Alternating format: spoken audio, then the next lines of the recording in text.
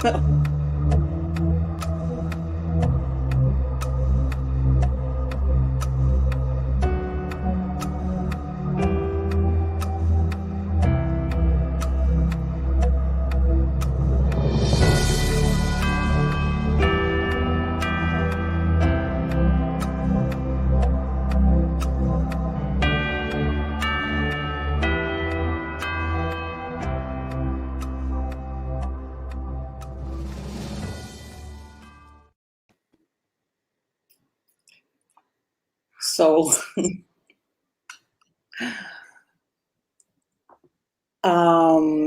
hello, oi todo mundo, alô para todos. Nós então hoje vamos começar a conferência, começar o nosso dia com a conferência da Christel Fricke.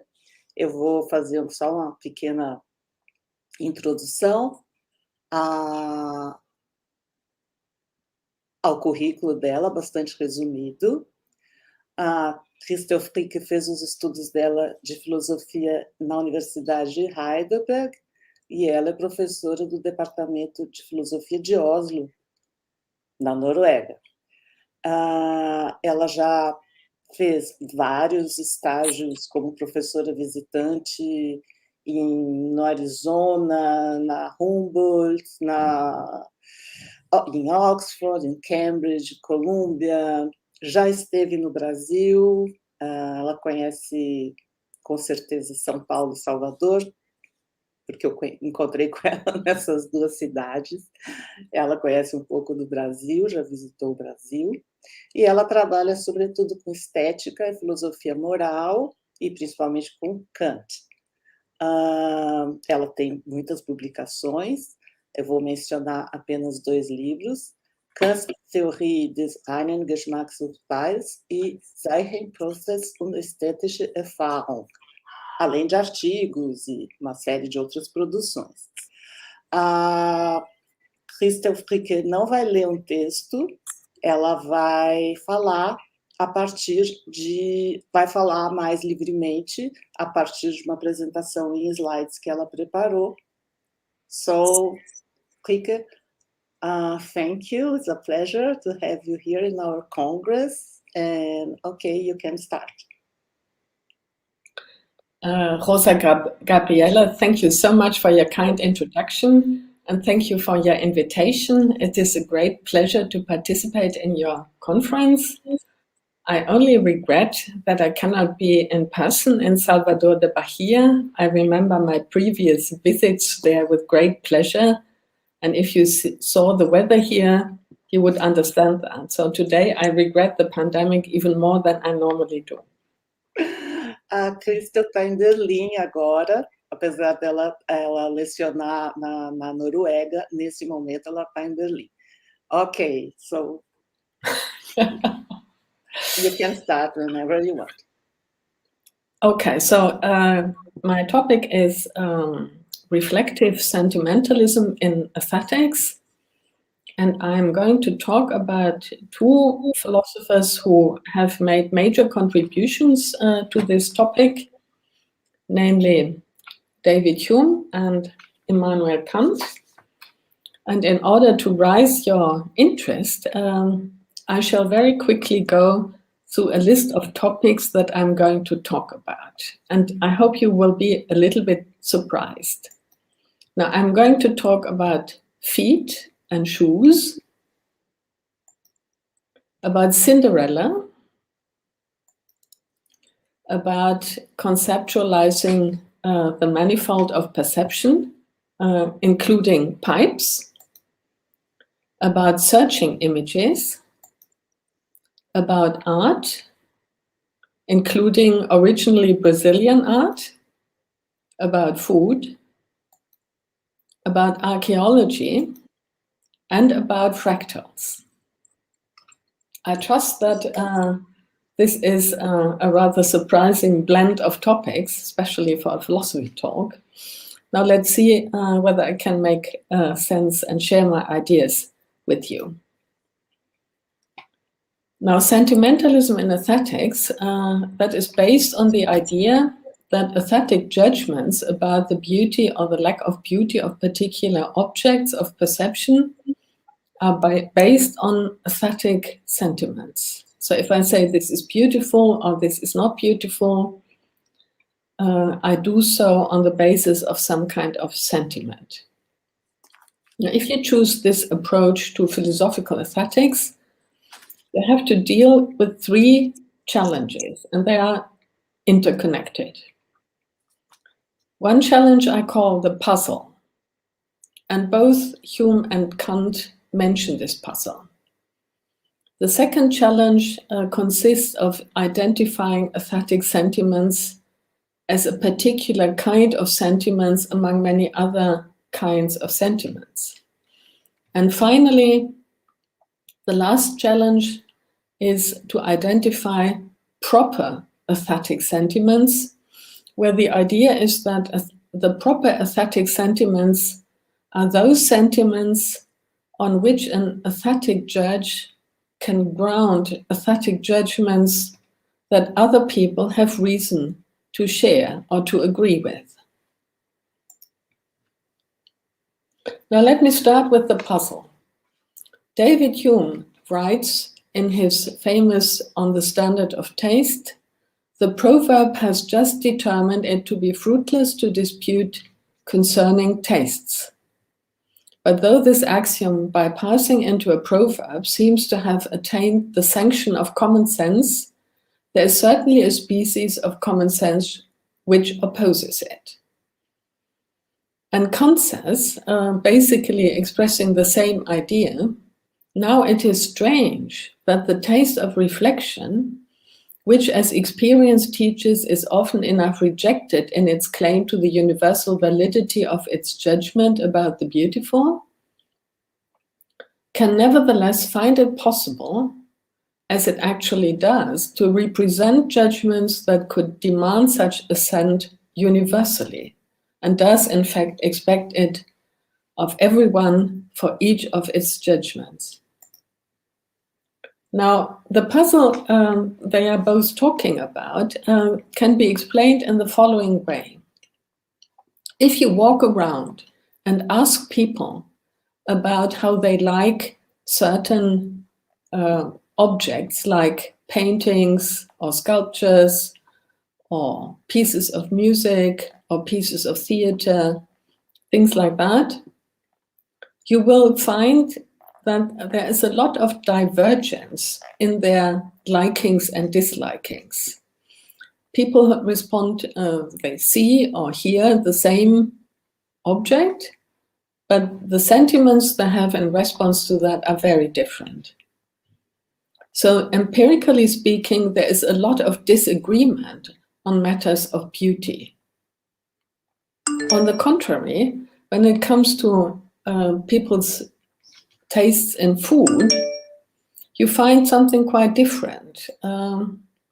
Here is an example for a piece of an object of perception, and I trust that if you walk around the streets of Salvador de Bahia and show people a copy of this painting, some will like it and some will not like it. Probably the majority of people will not like it.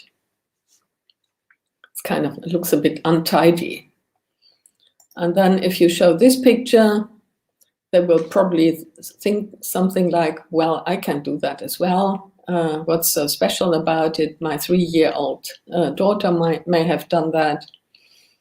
And then you show them this here, and they might like that. Or they might not like it, depending on whom you ask.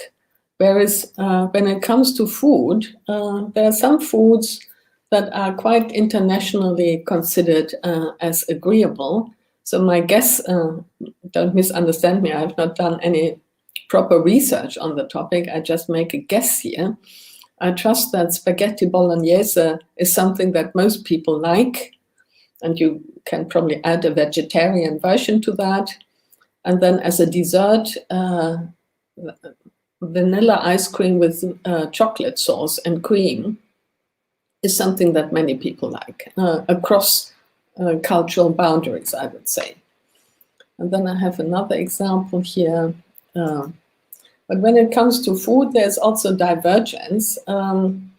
Here on the left hand, you see the famous Brazilian feijoada. Brazilians love it. I'm not Brazilian, but I love it as well. But I trust that there are a lot of people who don't love it, starting from the sight of it. And on the right, you have a Norwegian specialty, especially they eat it mostly during the winter before Christmas.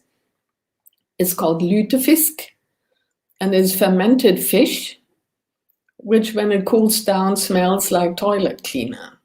So I think the charm of that is rather limited. So you see in the realm of food, both convergence of tastes and disagreement, but in the realm of judgments of beauty, you really see a great deal of disagreement.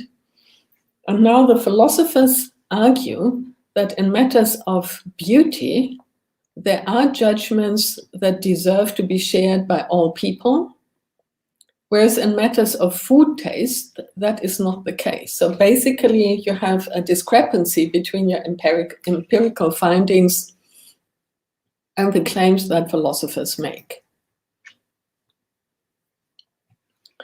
Now,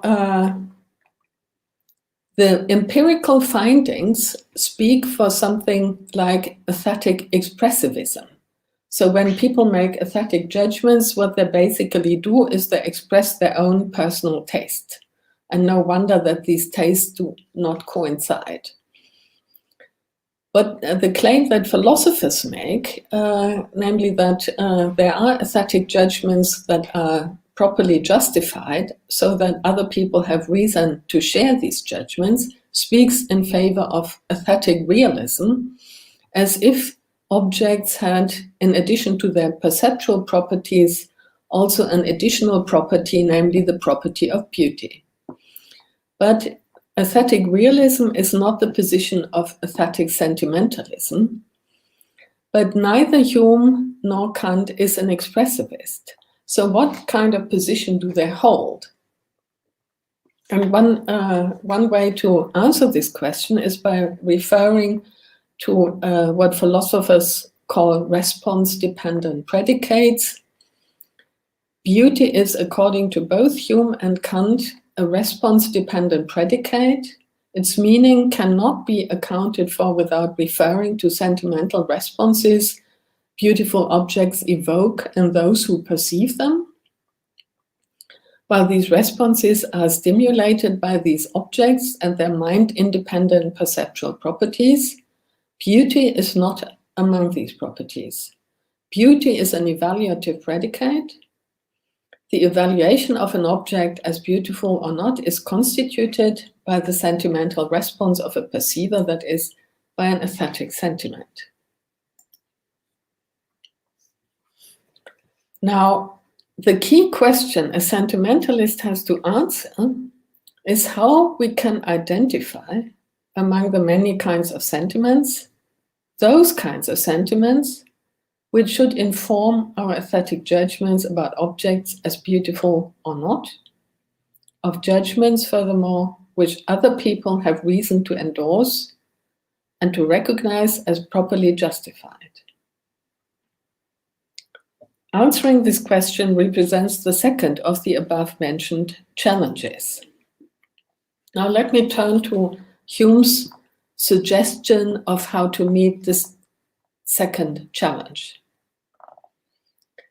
A first move he makes is to distinguish between mental and bodily taste. In pleasure, that the sentiment of pleasure can be either induced by a mental state or by a bodily state.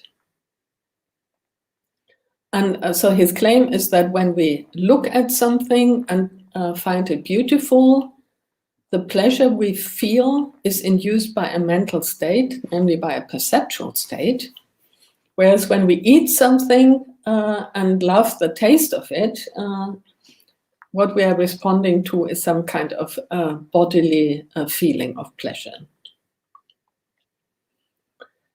And the second step that Hume makes is that claiming that pleasures induced by mental states of the kind we have when perceiving, reading, listening, seeing a work of art, that is the particular kind of aesthetic pleasure he is interested in. So on the one hand, aesthetic sentiments are based on mental states, and the mental states they are based on are perceptual states of the kind we are in when we look at a work of art. So Hume connects artworks closely with the beauty that we attribute to them.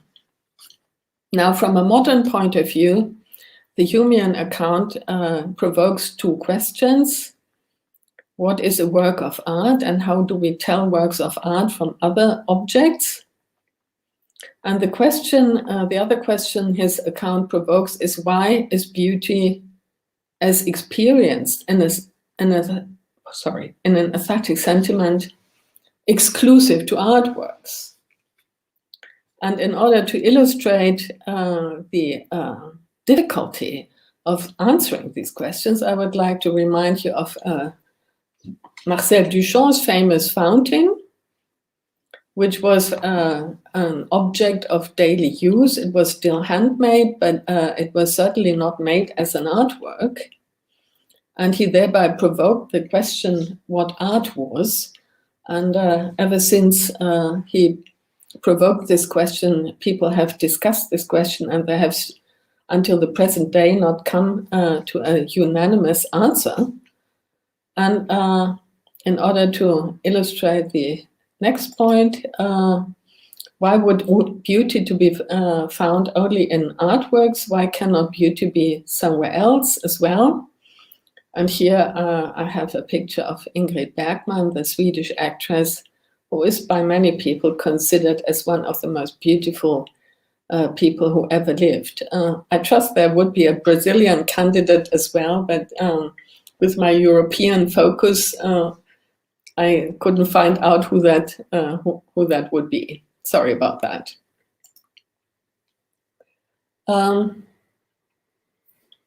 Now I should probably pause a moment. So Hume says aesthetic sentiments are based on mental states of perception of the kind that we have when we look at artworks. But what an artwork is and why beauty is exclusive to artworks are questions which he does not answer. So that is somehow a challenge that Hume leaves us with, but for the time being, I would like to leave Hume behind and move towards the Kantian approach to the second challenge. How does Kant distinguish aesthetic sentiments from other kinds of sentiments? He agrees with Hume on one point, namely aesthetic sentiments are induced by perceptual mental states. But then Kant is aware of the fact that if you look at the picture and have a perceptual state provoked by this picture, and if you enjoy looking at this picture, what you enjoy can be different things. You might enjoy the sight of the picture because it was painted by someone you love. You might enjoy it because it depicts someone you love. Or you might enjoy it because the picture is beautiful. Only in the last case do we have the aesthetic sentiment we are looking for. But how do we make this distinction? The next claim Kant makes is that aesthetic sentiments are disinterested pleasures, and he distinguishes these disinterested pleasures from pleasures that have a motivational force. The latter, so pleasures that do have a motivational force, are first and foremost the pleasure in the agreeable, which trigger a desire, so to say, and then the particular moral pleasure that he introduces in his moral theory, namely respect for the moral law. And then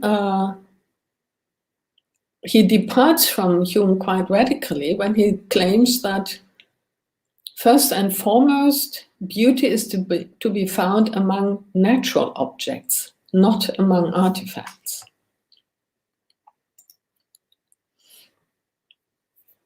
Now, so far Kant's and Hume's attempts to distinguish aesthetic sentiments from other kinds of sentiments.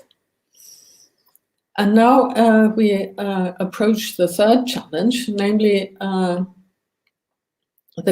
as a reminder, this is the challenge of how to identify proper aesthetic sentiments. Remember, proper aesthetic sentiments are those sentiments that people can rely on for making aesthetic judgments that other people have reason to agree with.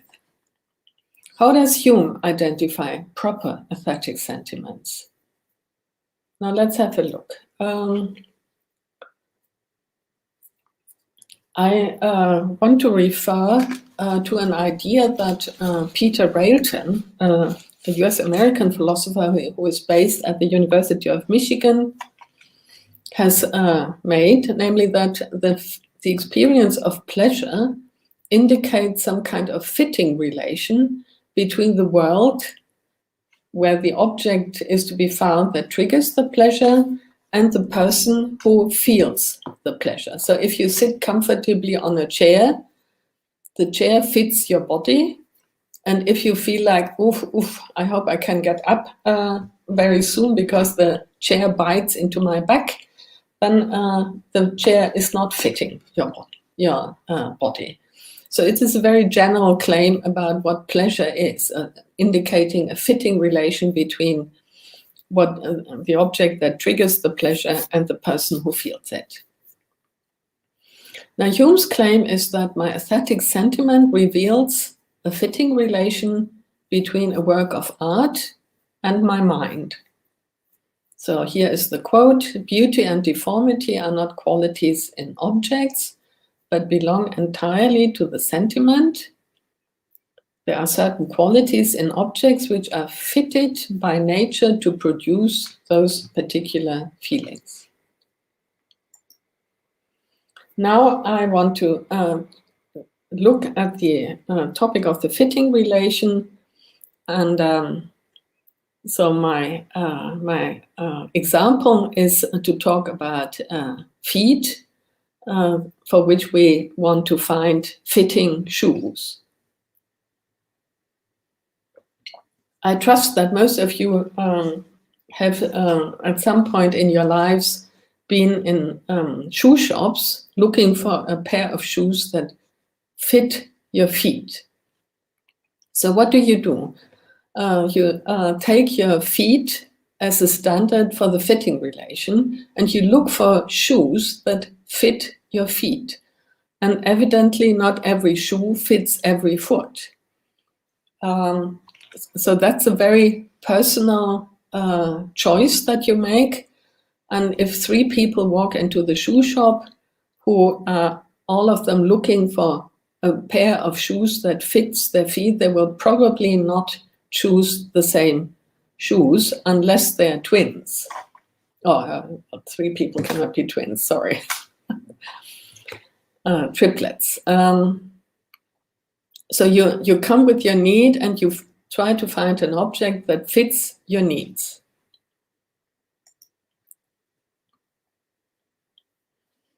So now if we use that as a model for trying to understand the fitting relation between a perceived object and the aesthetic sentiment, we have to grant that one and the same object can, when perceived by different people, stimulate different perceptual and reflective states and different aesthetic sentiments.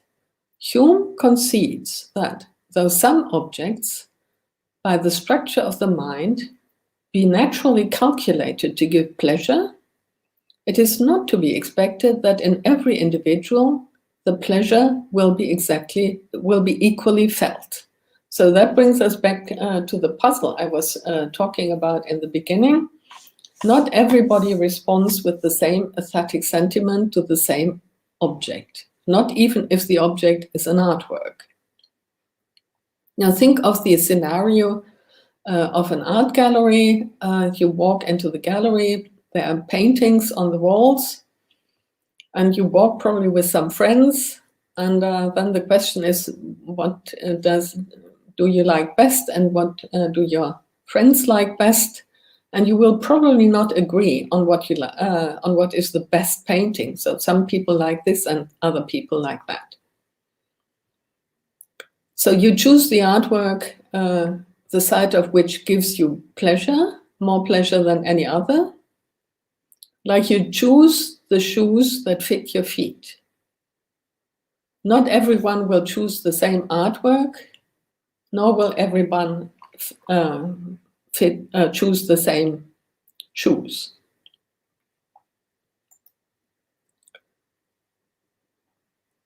So my claim is that Hume does not provide a convincing answer to the question what the proper aesthetic sentiment really is. He does try to give an answer to that question, namely by introducing the famous expert in matters of beauty. He says, experts are qualified to give judgment on any work of art. They thereby establish their own pleasant, sentimental response to the artwork as the standard of beauty. Now note that when Hume says that experts are qualified to give judgments on any work of art, he implies that all those people who are not experts do not share this qualification. So they might like certain artworks and find pleasure in looking at them, but that's irrelevant. So the focus is now on experts exclusively. Who is an expert? Experts have a whole list of capacities, all in all 5. Hume mentions delicacy of the imagination, capacity of exact perception, and if you take these 2 capacities together, you find that they can perceive something with great attention to detail, and they can recognize distinctions on a very fine level of distinctions. Experts have a lot of practice, that is experience in perceiving art, so some kind of connoisseurship. They have a very extensive capacity for making comparisons, and they make their aesthetic judgments free from prejudice. My example for the plausibility of this account comes from a German movie. I don't know whether you're familiar with Wim Wenders. He has done a movie that is entitled The American Friend. And one of the characters is an art connoisseur in the Humean sense. And he comes to a shop where pictures are on sale. The shop is specializing in selling fake artworks, of course, without making it explicit that the artworks on sale are fake. But this expert walks in and tells the shopkeeper, the blue is wrong. So here is the connoisseur. He remembers the sight of the original and sees immediately that the fake copy of the original is not quite right because it is based on a wrong kind of blue.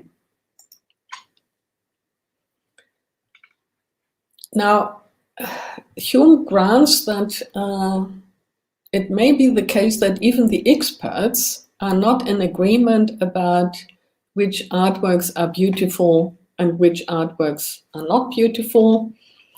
And for dealing with this problem, he introduces history, claiming that history will tell that who of the experts had the right judgment and who didn't. But we know from the history of art that this is not really true.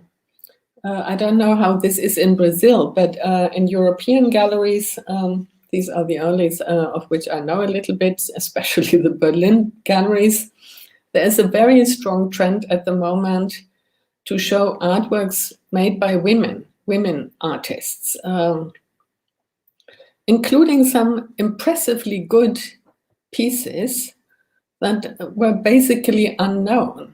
So history used to exclude women artists from the art world and from the art market in particular, based on criteria that had nothing to do with the goodness of their art, absolutely nothing. So Hume's claim that history will tell us which art is good and which art is not good is certainly not true.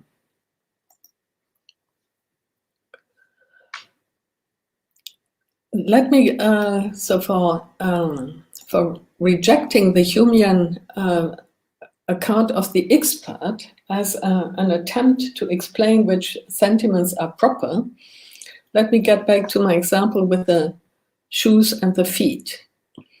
I mean, imagine that there is an expert, or a self-declared expert, who tells you which shoes are good. The shoes that he chose for himself.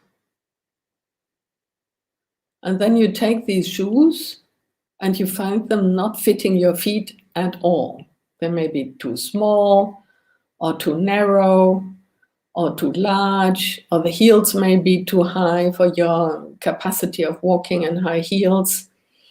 So the question is, why would you accept the judgment of the expert about good shoes simply because they fit the expert's feet but not yours?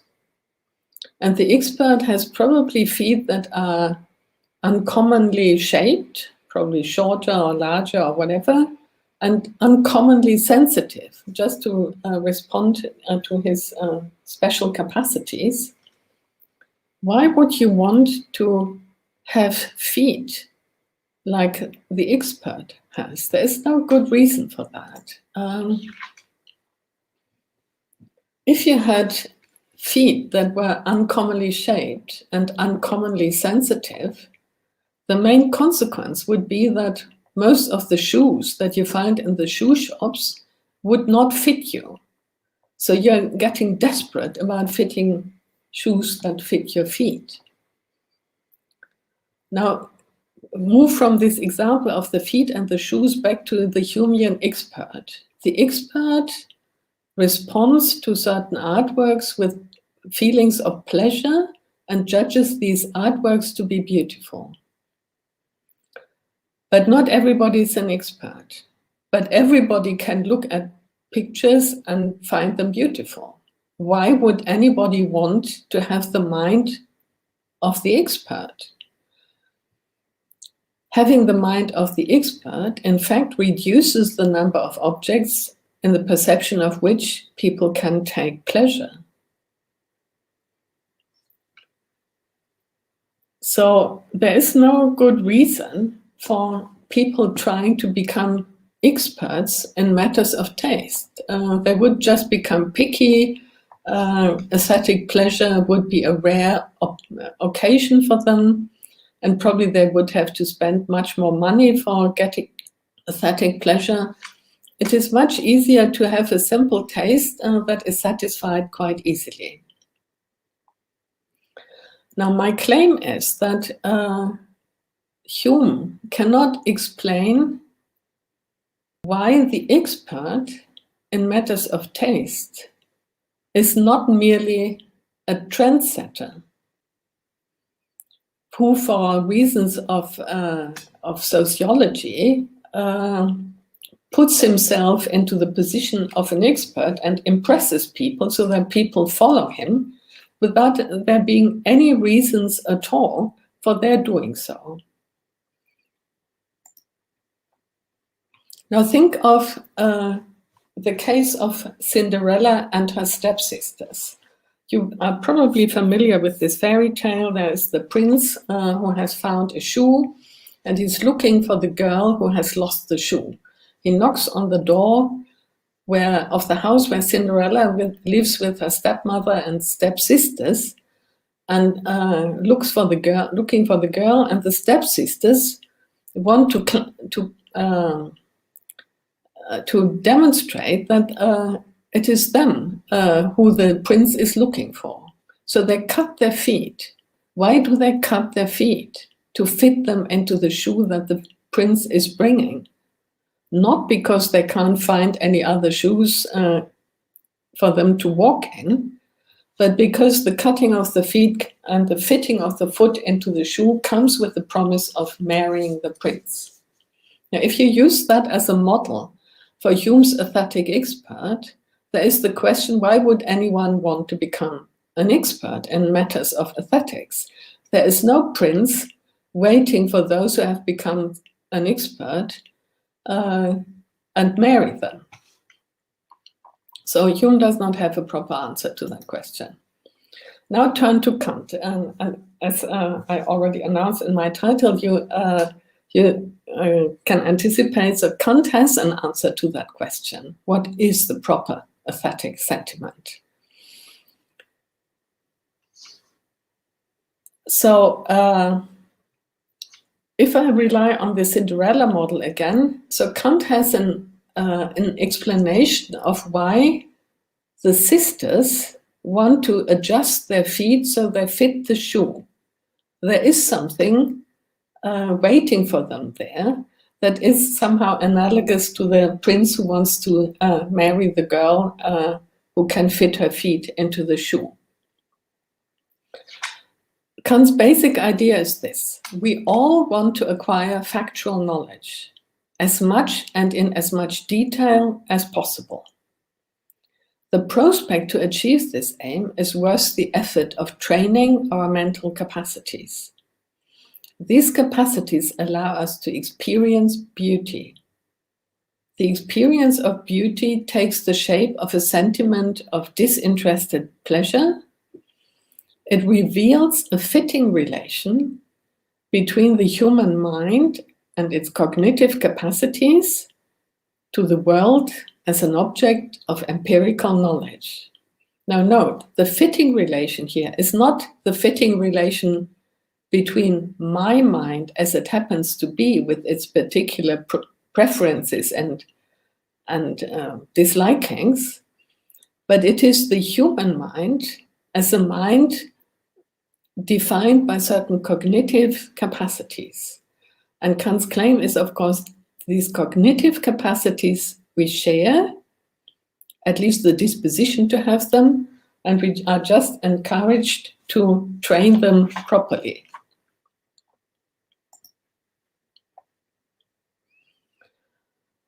So what does Kant say about what aesthetic sentiments reveal? So we start with perceiving an object. That's a familiar attitude. But then we make the perceived object an object of what he calls aesthetic reflection. Proper aesthetic sentiments, namely states of disinterested pleasure, are those aesthetic sentiments which are, as he puts it, universally communicable, namely based on a free play of the imagination and the understanding, more particularly speaking on a state of harmony between these two faculties of the mind achieved in free play. And his claim is that only the perception of beautiful objects allows us to achieve this state of disinterested pleasure. For understanding what he has in mind, we have to remember a very important claim from his epistemology. He says that our knowledge has two stems, sensibility on the one hand and understanding on the other. Sensibility's function is to collect perceptual data. So sensibility is both perception and imagination. So collecting the data and then co-presenting them to the mind, as the latter is the task of the imagination. And then understanding has the function of organizing the manifold and recognizing structures of the kind that we use for conceptualization. And then Kant claims that in order to acquire knowledge of an object, we have to apply a concept to the manifold of its perceptual data. Now, here we have a particular object already nicely isolated from its perceptual environment. And this object has a certain shape and a certain color. And we describe it with the help of the notion of a pipe, or rather of a picture of a pipe. So Magritte plays with that. Now here you have a different perceptual manifold, and I use it for the purpose of illustrating that the manifold can present more than one kind of order that allows for conceptualization. Now look at this searching image. What do you see? I trust that if you see any order at all, you will probably see 5 human figures, even though human in some kind of quotation marks, because these figures have abnormally large heads and abnormally small bodies. So far, so good. You can also see that the second figure from the left is probably wearing a hat. I'm not entirely sure about the one in the middle, whether this is a hat or a Donald Trump kind of hairstyle. But if you look at this properly, you see that there's another order in it. Otherwise, it wouldn't be a searching image. Now look at that. Let me see. Can you see my mouse? I don't know. So here, there is some writing here. And so if you, handwriting, difficult to read, and it's actually a signature of mine, a signature as it was many years ago. So the origin of this searching image is that I wrote my name on a card, and then some artist came and used it as the beginning of a drawing of these 5 figures. So I use that for illustrating that if you have a perceptual manifold, there may be more than one way of conceptually ordering it. So aesthetic reflection, as Kant understands it, starts with the manifold of data presented by the imagination. And the task in this reflection is the task of looking for order. Kant uses for this order often the notion of form in the sense of Gestalt, like you have in theory of Gestalt. But what is particular about the aesthetic reflection about a perceived object is that you have no concept of what you are looking for. So here is a manifold, but what is it supposed to represent? It's unclear.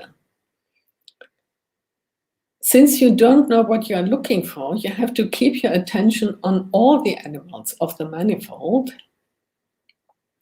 And you are looking for some kind of order, but the order that you are looking for does not allow for conceptualization.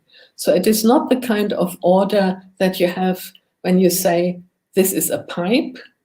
You don't have the kind of order that you have when you say there are 5 figures, even though kind of with disproportionately large heads. Nor do you have any order of the kind where you say, this is my signature. Nothing of the kind. So you are there, you're looking for order without knowing what it is that you're looking for. Here is an intense, long quote from Kant. Those who are interested can look it up. It's in paragraph 9, the paragraph of which Kant says that it contains the key to the problem of taste. Now, Kant's idea I would explain as follows. aesthetic judgments based on disinterested pleasure are authoritative, that is, other people have reason to agree with them, because what the disinterested pleasure and the underlying free harmony of the cognitive faculties reveal is a structure, Kant calls it form, in the perceived object, in virtue of which it is fit. Kant speaks of purposefulness, fit for cognition. However, not for the cognition of it as an object falling under a particular concept, but for cognition in general. That's the expression he uses. And then he is aware of the fact that this might be kind of obscure, and he himself provides a very nice example for the purpose of illustrating that. So he invites us to imagine an archaeologist who is digging out of the ground objects on an archaeological site. And he finds objects, like an object of the kind you see here in the bottom left of the picture. What he recognizes is that these objects are artifacts. They bear the gestalt of intentional shaping, intentions by humans. But the archaeologist does not know right from the start what kinds of objects he has found. Are they tools or weapons or pieces of clothes or pieces of dishes or jugs or something like that? So that remains to be seen, and especially when they're freshly digged out of the ground, you need to be an expert for telling these artifacts from the pebbles and pieces of mud around. So he compares the aesthetic judge to an archaeologist who has found something that reveals a purposeful form without actually knowing what the purpose of this form is. So he finds artifacts without knowing what these objects were made for and what they were used for. He cannot conceptualize them. The only difference between the archaeologist and the aesthetic judge is that the archaeologist is, for contingent reason, ignorant of the purposes for which these artifacts were made, whereas the aesthetic judge is not contingently ignorant, but essentially ignorant of the purpose for which the artwork was made, because this purpose cannot be conceptualized. Now, I think this Kantian idea helps understanding what we do when we look at an artwork like this one here, a non-figurative painting. How do we recognize that this is an artwork rather than a dirty wall? The perceiver has to make an effort, namely to recognize some kind of order or structure in this composition. But it is not one order. It's not like, look, there's a horse, or there's a tree, or there's a mountain, or something like that. You try to find order in this manifold, even though there may be more than one way of ordering it, of making sense of it. So this idea underlies Kant's definition of beauty. Beauty is the form of purposiveness of an object insofar as it is perceived in it without the representation of a purpose. And this formula, without the representation of a purpose, refers not to the contingent ignorance as we find it in the archaeologist, but in the essential ignorance as we find it in the aesthetic judge. So aesthetic sentiments of disinterested pleasure reveal the fittingness of the human mind and its cognitive capacities to a perceptual world, the manifold of which allows for the recognition of order, Gestalt, of the kind we relate to when describing perceived objects with the help of concepts. This fittingness is a condition for the possibility of empirical knowledge beyond time and space as the forms of intuition and the categories of the understanding. But in contrast to the forms of intuition and the categories, this orderliness is not of our own making. We are, so to say, lucky to find it in the world. Without it, no more cognition beyond the synthetic judgments a priori would be possible. And this is what I try to illustrate with the fractals. According to Kant, a beautiful object, and it does not have to be an artwork, it can be a natural object, is to be seen as some kind of microcosmos. It reveals a form of purposefulness that we find also in the world at large. Otherwise, the world would not be an object of empirical cognition. Now, there are, of course, further questions to raise, and in the paper I submitted, I discussed these questions as well. Questions relating to beauty in nature and beauty in art, and to Kant's theory of artistic genius, and also questions relating to the universal communicability of aesthetic sentiments and judgments. But I have been talking for a very long time, and I don't want to request your attention any further. My time is over, and I thank you very much for your patience, and I'm looking forward to your questions. Thank you so much.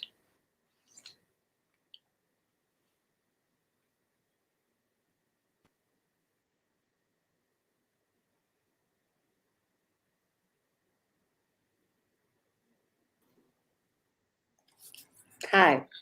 Hi. So thank you, Christel. I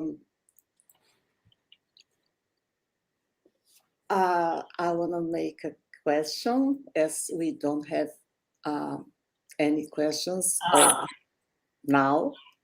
So are you listening? Bom dia. Oh, no.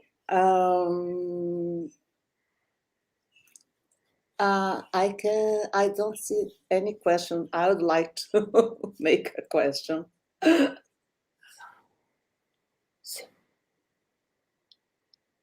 So the questions I see are technical in kind, right? Yes. So you can see the questions by the audience. Sorry. But I want to make a question. I was thinking about, as you showed, that's ready-made from Duchamp. I was remembering that book from Thierry Dedoux, Kant After Duchamp, when he says that in contemporary art, it's not just telling this is beautiful or this is not beautiful, this is not the point. But for contemporary art, the point is to recognize this as art also. But it's more complex, because even for a contemporary artwork, you can recognize that this is an artwork, but you don't feel anything about it. Like, okay, I recognize the ready-made as an artwork, me, Rosa, but I don't think that this is beautiful. I think that this is art. But some artworks are artworks, and I feel that I have that feeling that Kant describes between my imagination, and it makes me think many things, but I can't find a concept. So maybe for contemporary art, it's more complex. because you can have both judgments. This is art and this is beautiful. I don't know, I was thinking something about it. Yeah, thank you. That's a very interesting question. And I agree with a lot of things that Thierry Duduve says about Kant and his the applicability of his aesthetic theory to contemporary art. I mean, it's quite interesting that Kant develops a theory of art and aesthetic judgment that has very little to say about artworks. I mean, late in the book he has some examples, but if you want to make fun of Kant in a despicable way, then you see, look what he knew about art, basically nothing. So for Kant, art is to be found first and foremost in nature, and there are systematic reasons for that. But since Kant does not relate the judgment of beauty to artworks in the conventional way, as Hume does, he at the same time opens up his aesthetic theory to its applicability to contemporary art. That is beyond the traditional forms of sculpture, painting, music, and so on. And Kant talks about beauty, but from a modern point of view, that is a little bit misleading, because I don't think what he has in mind is this kind of liking, like you like a color or the arrangement of furniture in a room. It is more this kind of aesthetic appreciation that you achieve when you engage in some kind of aesthetic reflection about something. And I use the Kandinsky as an example because this kind of non-figurative painting that is rather complex is a good illustration for what Kant was after. But I think that people like Duchamp and the work they did is also beautiful in the specific Kantian sense. So you make it an object of your aesthetic reflection, remembering a little bit on what the Humean expert does, and then you can see the wit in the gesture underlying that. And so what you like about it, what fills your disinterested pleasure, is not so much the mere sight of it, but rather the whole story, so where he got this and how he signed it and how he presented it as his contribution to this armory show in New York. And I mean, it was quite a creative and provocative gesture that he made. So I think what belongs to the artwork fountain includes all the drama around it. I mean, I admire Duchamp as an artist, not that I would want to look at the toilet thing every day, but intellectually, I think it has the potential of being a great work of art. Yes, so I mean that the Duve's point fits Kantian's thoughts about this, because the judgment of taste changes. It's not just beautiful, and it's not exactly like Dante says about institutional. And so I say, okay, I know that Duchamp is art because he's there in Philadelphia Museum. And just that, it makes me think a lot also. Mm-hmm. Okay, so we have another question here from Ellison. I will read to you. Christel, considering some examples of abstract paintings shown in your talk, what would Hume have to say particularly about form in the artwork? Well, Hume says, unfortunately, very little about form in artworks. I mean, Hume has absolutely nothing to say about what it is that the expert, with all his wonderful capacities, actually appreciates in what he sees. I mean, I think that Hume is quite right in claiming that the expert, or that someone who wants to appreciate art needs certain perceptual and intellectual capacities. Not necessarily, but some kind of sensitivity to something. Fine. But this is only what you need in order to detect something. But what is there to detect? Hume has nothing whatsoever to say about that. He says artworks. Okay, thank you. But then you depend on some other people to decide whether something is an artwork or not. Who decides that? It's unclear. I mean, that's why my claim is Hume has an interesting question, or the interesting question, but he has no answer to it.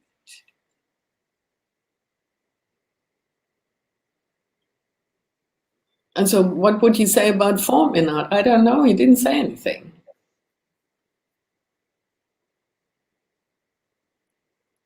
Even in the third critique, Kant's critique, form is a very difficult to... I mean, the notion of form in Kant's third critique, that's a topic of intense discussion.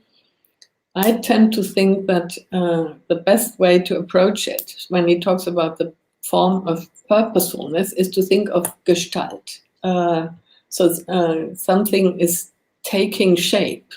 So you draw something and something is taking shape. You look at a manifold and you recognize order. That's kind of taking shape, like in the sense of Gestalt. There is another paragraph where he claims that beauty is a matter of form, because otherwise it could not be the object of a universally valid judgment. I think he was misled by his own obsession with form. No. I think he got that wrong. It's not a very important paragraph in the argument. Oh. Here we have another question from Virginia Aita. It's projected here. Ah, Virginia, I think I know her. Yes, you went to Porto Alegre. Yeah, that's a long time ago. Hi, Virginia. How nice.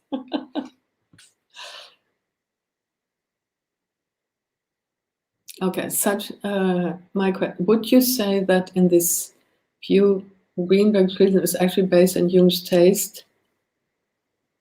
Then, yeah, that's, I think so. Yeah, that's a very good idea, good way to put it. Great. Yes.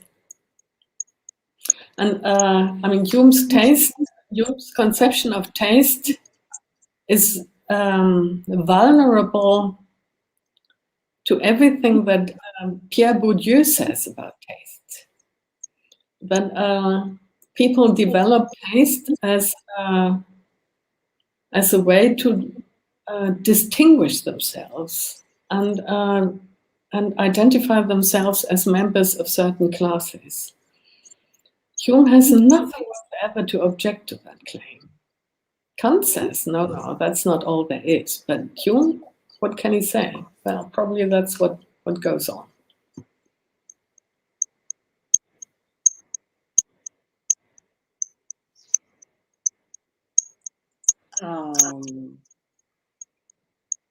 Well, I believe that Kant's less dogmatic about that, because Greenberg's he believes that, okay, something is good. And it's more Humean this way, because for Kant, you don't have a concept. And I was thinking about it, that for art critics, even if it's an expert, as you don't have a concept of what is good, what is a good painting, what is a good sculpture, as you don't have a concept, the discussion remains open. Because one critic can discuss with another critic, and two experts can have different points of view. It's never, discussion is never closed. Yeah, of course. But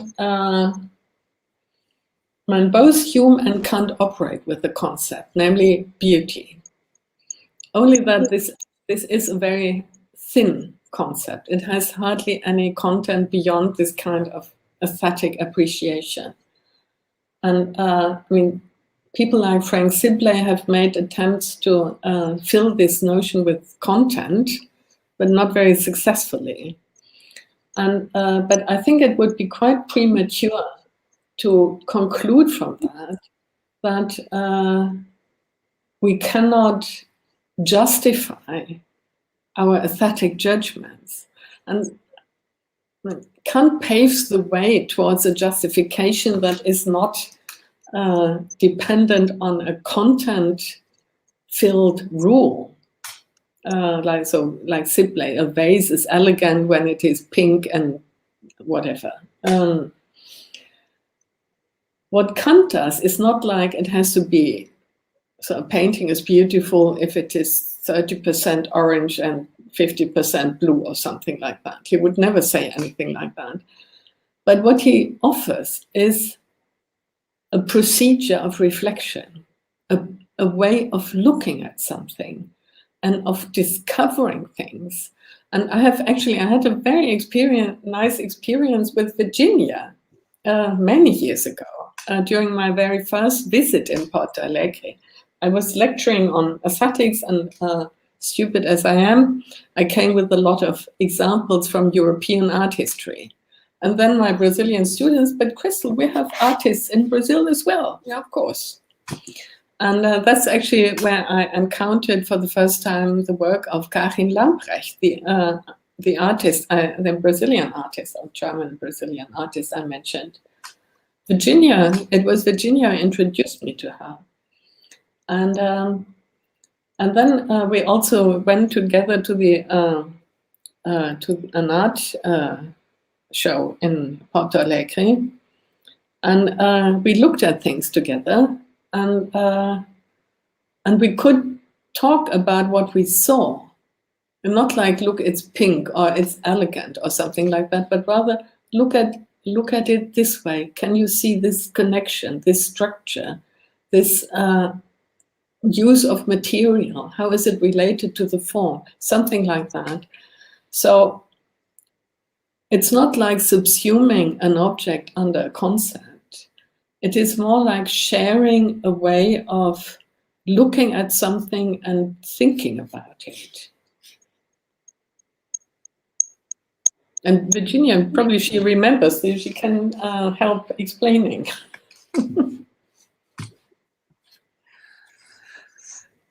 So, unfortunately, Virginia can't speak in the presentation, just by the chat. But, okay, we have another question from Rafael Azizi.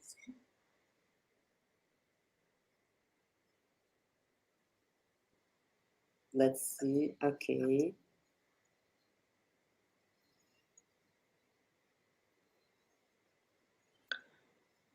Yes, I see the question. Yes, exactly. It is, so at some point Kant says,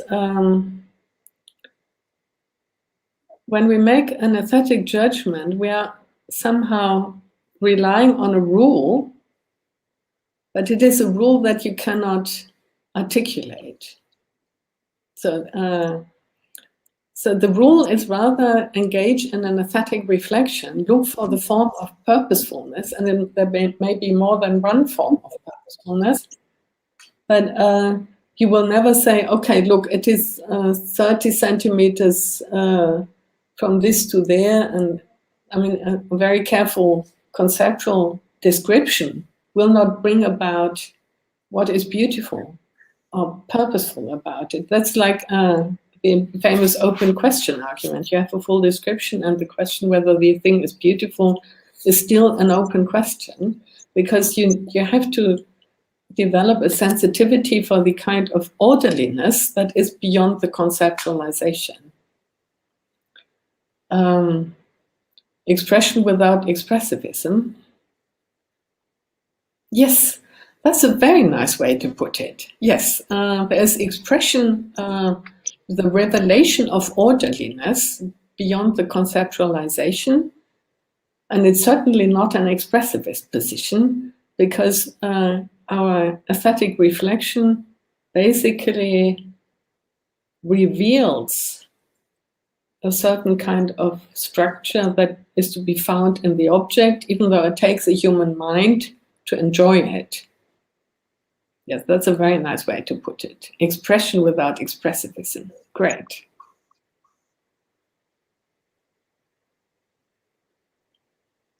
And we have another question from Monica Herrera. It's a long question.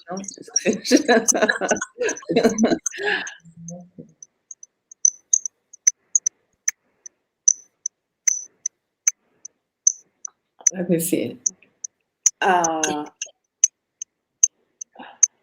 it comes in 2 lines at a time. Ooh, this is challenging. I can read it if you prefer. Yes, please. Okay. So the Prince of Hume, which may not be an unfair analogy, as prejudice and no shoe-related issues are the basis of his appeal, is the basis of his interest, may require training that not all we share, but it requires to understand the culture and context in which the work occurs. What would we miss if we do not recognize the beauty in a work of art? Is there a process to hone the faculties of knowledge?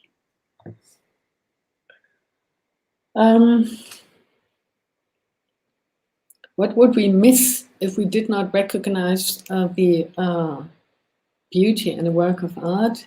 I think Kant's answer would be, we miss the experience not in the Kantian technical sense, the sentimental experience, so to say, of humans with their minds fitting in the world. This kind of, the world is not beyond our comprehension. We have a chance to understand it and to feel at home in the world. That is what aesthetic experience ultimately is about in Kant, I think. And so we would miss that experience. Now let me see. What would we miss in Hume's case?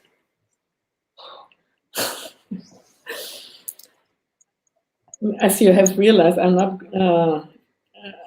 I think that in matters of taste, Hume has raised the right questions, but he couldn't give the right answers.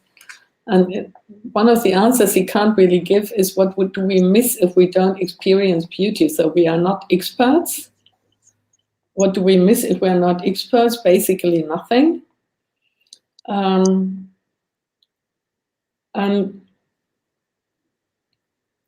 I mean, with Bourdieu in the background, we would probably say that if we are not sensitive to what the experts judge to be beautiful, we miss the opportunity of being cool or fashionable.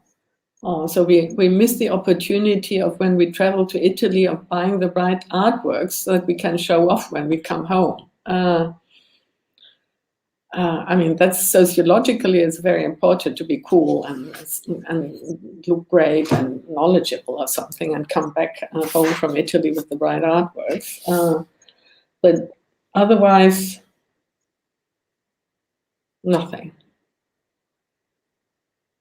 On the contrary, I mean, the less expert we are, the more happy we are, because everything may seem to be beautiful. We are not very picky. That's good.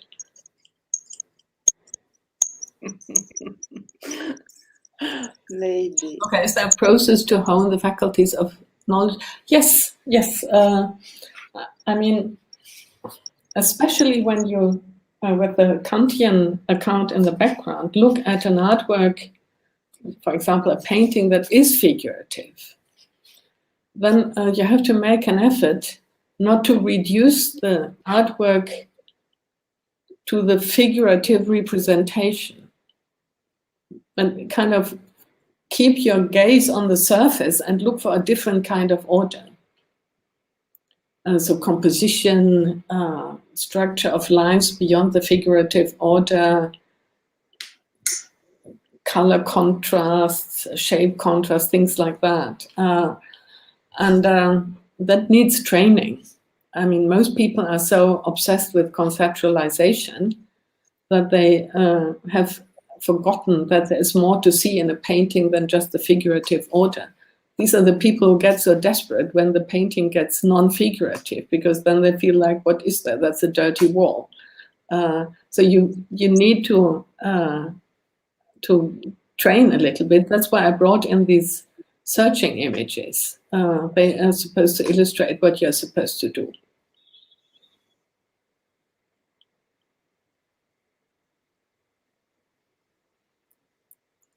Yes, in Kant exists that you always can refine your taste, and this is important.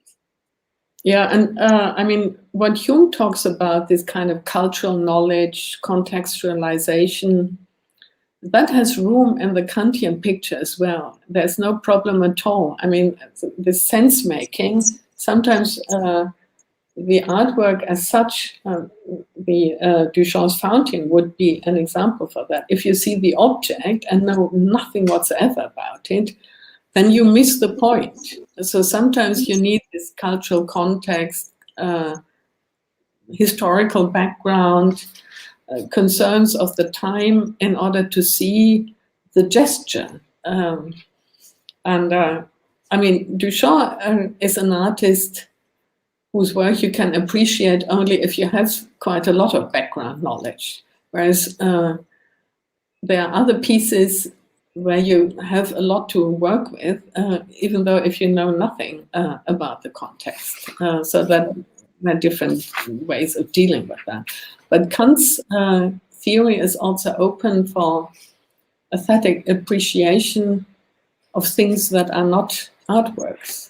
It doesn't really matter where something comes from. You can make it an object of your aesthetic reflection in any case. Yes, yes. I also believe that some contemporary works that are not so conceptual, even if you don't know the context, you can feel, you have a sense, a judgment of taste, a very intense, like Richard Serra or Anish Kapoor. Yes. So the point is that when the work is too conceptual, it's harder if you don't know the context. Yeah. That's right. So if you have this Kantian idea, you need something to play with, and then you have this conceptual object. What is there? Then you have to extend the context and bring in things that you can rely on for making it an object of your aesthetic reflection. That's right. Yes. Even minimal art, sometimes it's so, I mean, you don't have empathy. You can, if you don't know the context, you can. That's right. This is design. Yeah, absolutely. Absolutely. Yes, I agree. So the sensorial relationship with the object is, when you don't know the context, it can be very important, I mean. Yeah, and you may even overlook it. Yeah. That's right. So I don't know if we have other questions, if someone wanna make another question.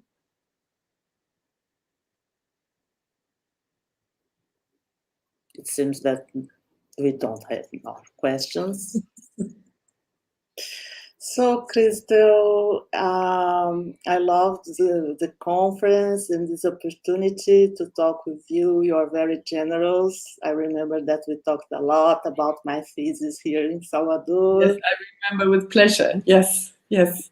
Let's hope that before we die, the pandemic is over and we can meet again. Yes, yes. I would love to meet you again. Yes. So, thank you. Thank you so much for having me. Obrigada a todo mundo que participou e nos vemos aí no resto do Congresso. Ok? Okay. Bye-bye. Tchau. Ciao.